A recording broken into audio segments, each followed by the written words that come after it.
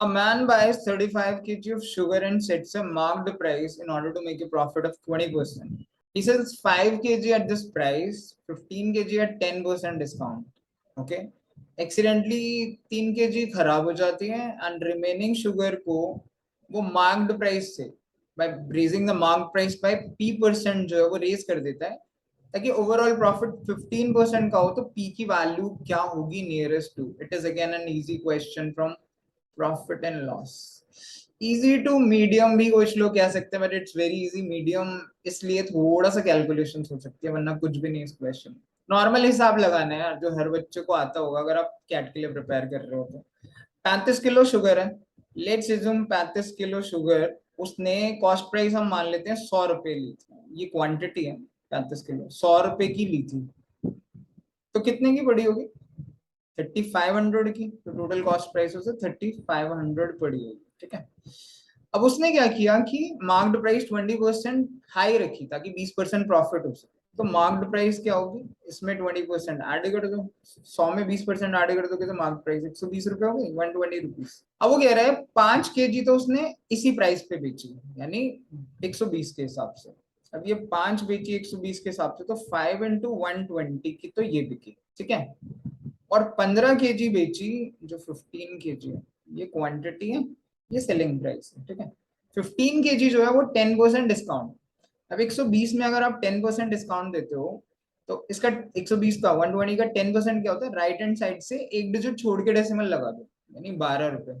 अब 120 पे 12 रुपीज का डिस्काउंट दोगे तो कितने की चीज बिकेगी 108 रुपए की ना 108 की. तो ये 15 किलो इसने 108 रुपए की बेची है. 3 kg जो है वो वेस्ट हो गई तो कितनी केजी बच गई ये 20 हो गया ये 323 हो गया तो 12 kg बच गए. अब एक बार ये भी हिसाब लगा देते हैं कि कितने पैसे आ चुके हैं. ये 5 kg के हो गए 600 रुपीज और ये 15 के हो गए 0 to 1 1620 रुपीज. राइट. तो टोटल हो गए ये 0 to 12 2220 2220 रुपीज. अब वो कह रहा है कि इस 12 kg को कितने का बेचे बिकॉज सेल हमने मार्क प्राइस 120 रखी है. इससे कितना परसेंट ई% वो बढ़ाकर बेचे ताकि ओवरऑल प्रॉफिट 15% हो. ओवरऑल का मतलब है कि जो हमारा ओरिजिनल खर्चा था वो था 3500. इस पर 15% प्रॉफिट चाहिए तो टोटल रेवेन्यू कितना चाहिए 3500 प्लस इसका 15%.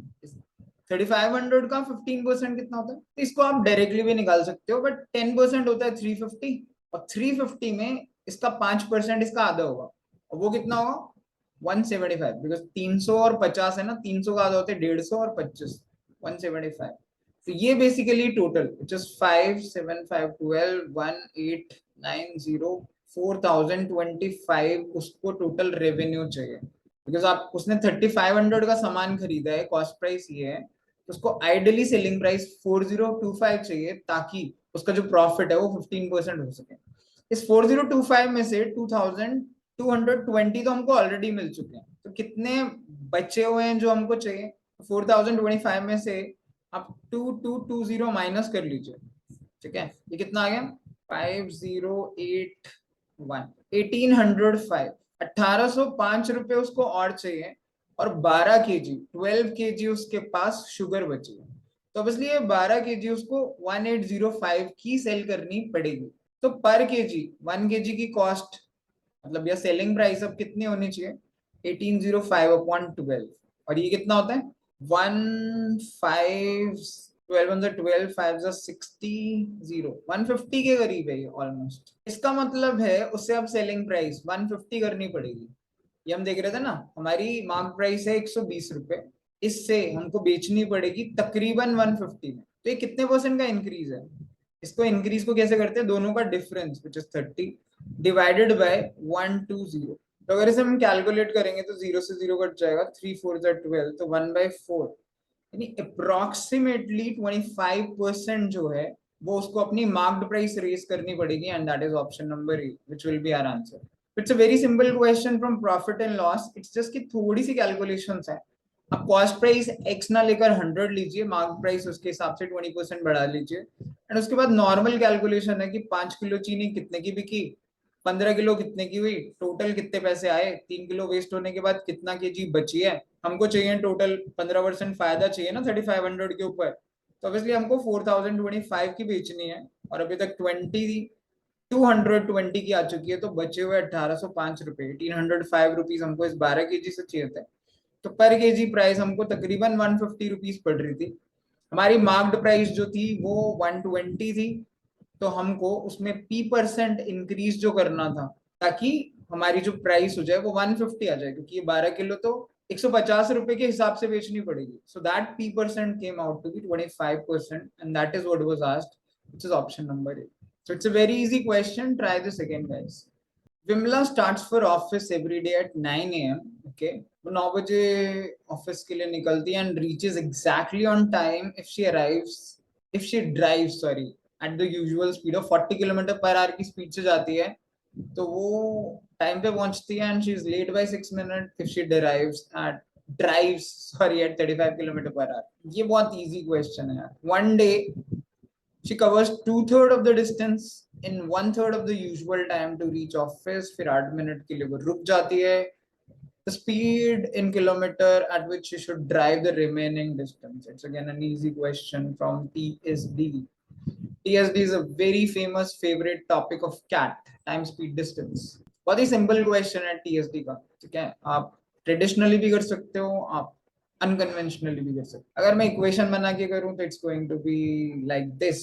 मान लीजिए यहाँ से वो अपने घर से ऑफिस जाती है, let's assume the distance is x, हालांकि मैं x वेक्स में ज्यादा डील नहीं करता, बट स्टिल एक्सप्लेन कर रहा हूँ, कुछ लोगों को पसंद होता है। तो पहली बार वो 40 की स्पीड से जा रही है, दूसरी बार 35 की स्पीड से जा रही है, 35 की, और दोनों में जो डिफरेंस है वो 6 मिनट्स का है। ऐसा क्यों? ऐसा होता है, ये भी एक स्टैंडर्ड क्वेश्चन है कि मान लीजिए उसका ऑफिस 9 बजे का था, राइट, ये 9 बज रहे हैं, तो फर्स्ट केस में तो वो 9 बजे पहुंच रही है 40 की स्पीड से, 35 की स्पीड से वो कितने बजे पहुंच रही है, 9:06 पे। थोड़ा ज्यादा नीचे हो गया, बट ये 9:06 है क्योंकि 6 मिनट लेट पहुंच गए। तो आप इन दोनों में अगर डिफरेंस देखोगे तो कितने मिनट का फर्क है, 6 मिनट का ही तो फर्क है, ठीक है। अगर मैं बोलूं कि एक टाइम T1 है माइनस दूसरा टाइम T2 है, तो दोनों का डिफरेंस 6 मिनट आएगा। इक्वेशन बनाओ तो टाइम क्या होता है, time is distance upon speed. Distance अगर x है तो अपॉन स्पीड अगर 35 है तो ऑब्वियसली x/35 टाइम लगेगा, माइनस x/40, क्योंकि ऑब्वियसली पहले वाले में टाइम ज्यादा लगेगा तो बड़े टाइम में से छोटा माइनस करोगे। This is equal to 6 minutes. 6 minutes को आर में कन्वर्ट करने के लिए 60 से डिवाइड करना पड़ेगा, क्योंकि 35 और 40 जो है किलोमीटर पर आवर में, तो x भी हमारा किलोमीटर पर आवर, इससे आप डायरेक्टली x निकाल सकते हो। आप सॉल्व भी कर सकते हो अगर आपको करना है तो, ठीक है। 5x/35 into 40 is equal to 6/60। Direct काट लेते हैं, 6 से 10 पे कट जाएगा, ये 0 से ये 0 कट गया, 5 से कट गया 7 पे, ठीक है। 7 5 से 35 होता है, 7 4 से 28। तो जो x आया वो 28 किलोमीटर है, इसका मतलब है उसका घर जो है ऑफिस से 28 किलोमीटर दूर था। इस वाले पार्ट को आप ट्रेडिशनली भी, मतलब ये तो ट्रेडिशनली मैंने कर ही दिया, बट आप अनकन्वेंशनली नॉर्मली कॉन्सेप्ट से भी कर सकते हो, जो एक्सीडेंट वाले क्वेश्चंस है ना हमारे, क्योंकि यहाँ पे जो स्पीड है ओरिजिनली, अगर आपको ऐसे करना है तो आप ऐसे भी कर सकते हो, ठीक है। ओरिजिनली 40 की स्पीड से जा रहा था, उसके बाद स्पीड 35 हो गई, तो लेट्स अज्यूम पहले टी टाइम लगता था, अब जो स्पीड हो गई है वो कितनी हो गई है, वो हो गई है 35/40, है ना, तभी तो 35 आ रही है। 35/40 कितना होता है, 7/8। अगर स्पीड 7/8 हो जाती है ना, तो टाइम हमेशा 8/7 लगता है, 8/7 टी टाइम लगेगा पहले से। और अब जो नया टाइम है माइनस ओरिजिनल टाइम करूंगा, ये 6 मिनट्स है। अगर आप इसे सॉल्व करते हो तो इससे टी आता है 42 मिनट्स। 42 मिनट्स अगर आप देखोगे 40 की स्पीड से जाता था ना, distance is equal to speed into time, speed was 40 into 42 minutes है अपॉन 60 कर दीजिए, ये 0 से 0 कट गया, 6 7 42 होता है, 7 4 28 किलोमीटर। तो ये आप कॉन्सेप्चुअली कर सकते हो कि स्पीड जो है 40 से 30 हो गई, मतलब 7/8 हो गई, तो टाइम 8/7 लग गया। ओरिजिनल टाइम टी था, दोनों का डिफरेंस जो होगा उतने टाइम से ट्रेन लेट होती है हमेशा। ये हमने एक्सीडेंट में भी देखा था, यहाँ पे तो चलो गाड़ी है, ट्रेन हो, हवाई जहाज हो, स्पेसक्राफ्ट हो, उससे कुछ फर्क नहीं पड़ रहा। इससे हमारा टाइम आ जाता है टी की ओरिजिनली 42 मिनट्स लगते थे, और उससे हम स्पीड हमको गिवन नहीं है, टाइम को यूज करके, स्पीड एंड टाइम को यूज करके हम डिस्टेंस भी निकाल सकते हैं। तो 42 मिनट लगते थे और 28 किलोमीटर उसका ऑफिस है उसके घर से। इसके बाद देखते हैं एक दिन क्या होता है, वन डे। एक दिन she covers 2/3 of her distance to office in 1/3 of her usual time. 2/3 28 का बेसिकली 2/3 उसने जो था 1/3 of her usual time, usual time तो 42, तो 42 का 1/3 कितना होता है 14 मिनट्स। 14 मिनट्स में उसने ये टाइम मतलब उसने ये डिस्टेंस ट्रेवल किया 28 का 2/3।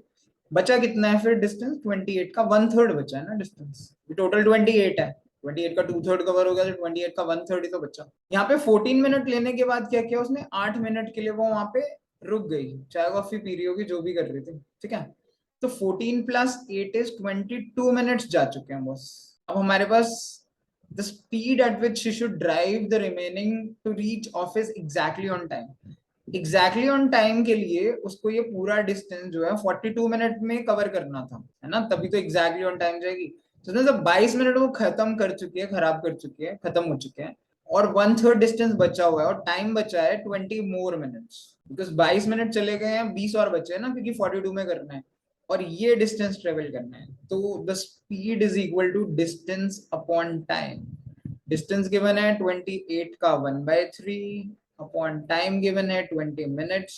मिनट्स को कन्वर्ट करने के लिए डिवाइड करते हैं ना 60 से, तो 60 ऊपर आ जाएगा, तो 23 सा 60, 60 से 60 कट गया, that is the speed only 28 kilometre per hour speed से उसे ये डिस्टेंस ट्रेवल करना पड़ेगा, which is option number B, ताकि वो उस ऑफिस में टाइम पर पहुंच सके। It's very easy question from TSD, कुछ भी नहीं है। ये जो कॉन्सेप्ट है, ये एक्सप्लेनेशन में इतना टाइम ले रहा हूँ मैं, क्योंकि ट्रेडिशनली भी बता रहे हैं हम, कॉन्सेप्चुअली भी हम डिस्कस कर ही रहे हैं ना। अगर आपने ये टीएसडी के किए हैं तो हर बंदा ये डिस्टेंस टाइम बहुत जल्दी निकाल लेता, उसके बाद 2/3 डिस्टेंस चला गया था 1/3 टाइम में। 1/3 टाइम 14 मिनट्स था, 8 मिनट और वेट किया तो 22 मिनट तो यही खत्म हो गए थे, बच्चे को 20 मिनट में 28 का 1/3 डिस्टेंस ट्रेवल करना था। और simple formula speed is equal to distance upon time से हमने सॉल्व किया, तो 28 किलोमीटर पर आवर हमारा आंसर आएगा। Watch the video again, solve the question on your own, and then you should be able to do it in your exam also.